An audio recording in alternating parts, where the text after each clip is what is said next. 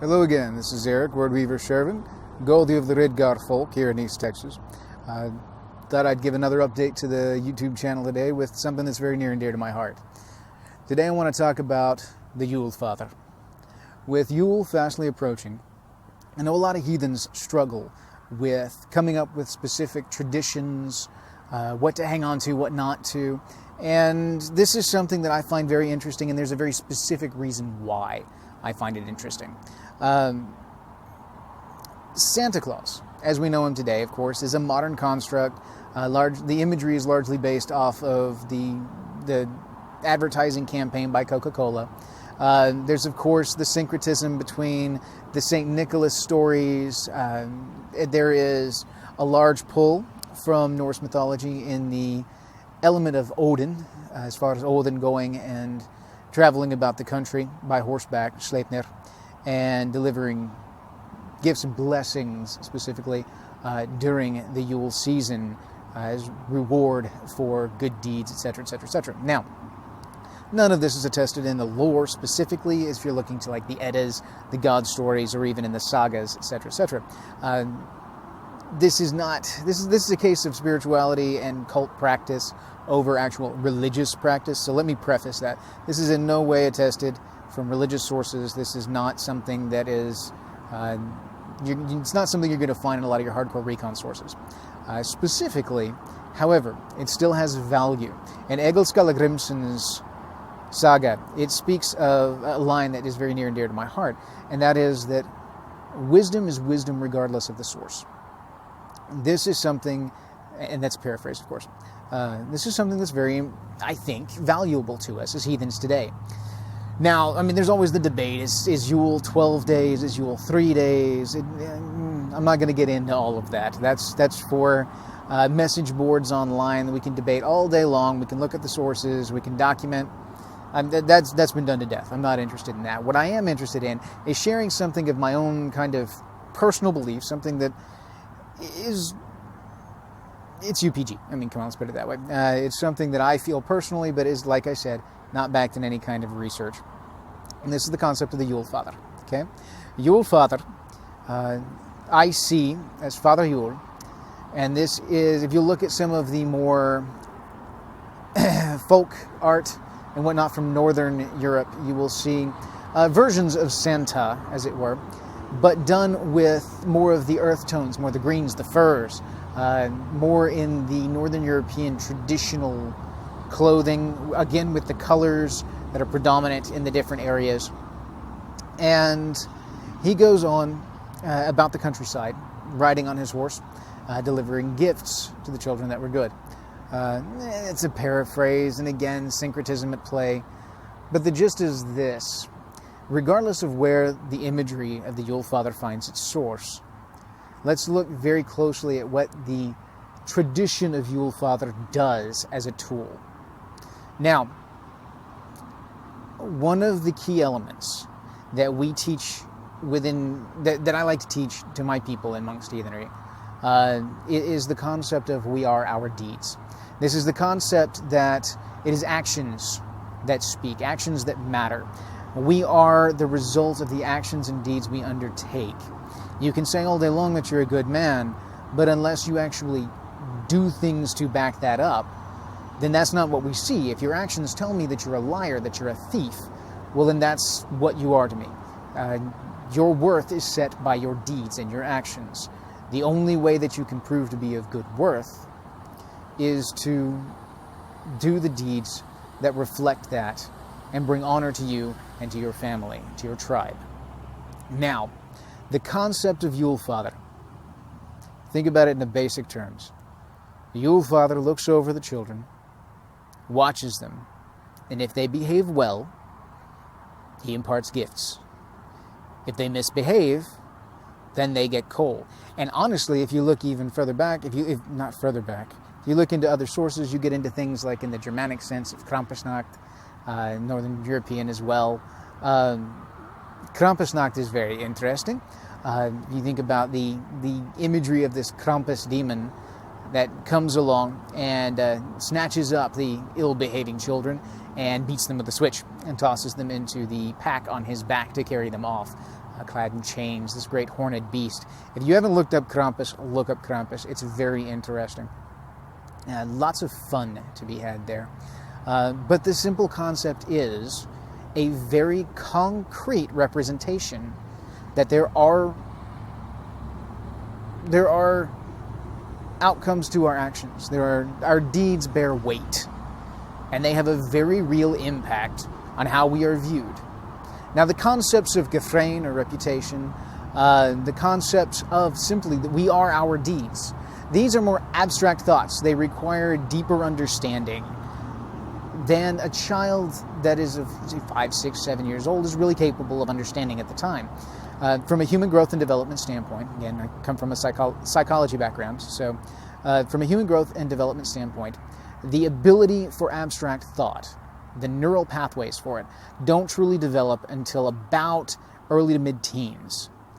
Before then, children operate in very concrete terms. You can see it in teenagers when abstract thought suddenly kicks in because their mind explodes with ideas. Suddenly they're able to think of things they were never able to think of before. They suddenly start exploring religion, philosophy. Every one of them thinks they know everything because their mind has just exploded with abstract thought. This is a direct result of natural human development. Everybody goes through it. It all manifests in a slightly different way. But essentially, the pathways that allow for abstract, deep thought, truly religious thought, spiritual thought, don't kick in until we're well on into our early to mid-teenage years. So, we need to come up with tools that allow us to teach very core heathen values to young, concrete kids so that they will begin to build on these, to begin to understand where this is going. And then we can use those as building blocks for the future. Because if you think, Odin, looking upon the kids and their behaviors, is not unlike a lord who looks upon his men and sees their worth based upon their actions and their deeds. And then he metes out gifts. He gives rings, he gives horns, he gives furs, he gives clothes, tracts of land, titles, all based on what these people did, what their worth is to him, what their worth is to the tribe and to the people. You know, the old adage, the old kenning for a lord is a hater of gold. It's someone who gives it away. He cannot keep it, he must give it away. This is the gift giving, this is the generosity. And the concept of generosity is a key element during Yule.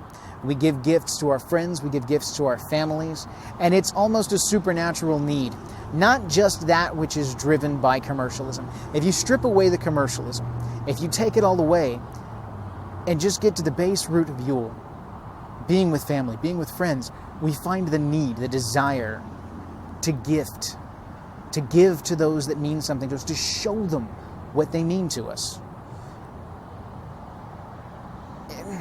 It's like the Yule Father is speaking through our wood, through our spirit.